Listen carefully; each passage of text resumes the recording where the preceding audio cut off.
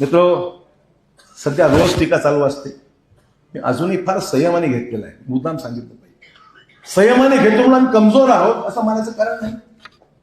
आमच्या स्वर ताकद आहे, संयमाने घेतो. आमचे काही कमिटमेंट आहेत, आमचे काही काम करण्याचे राजकीय इच्छाशक्ती आहे.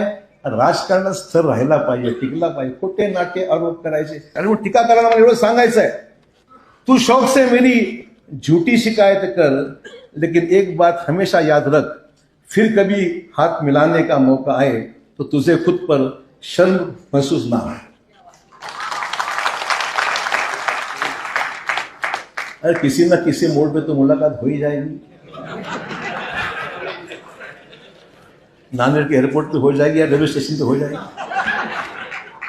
उस समय कम से कम आंख से आंख मिलाने की तो भी आगे वक्त आएगा, तब शर्म ना करना.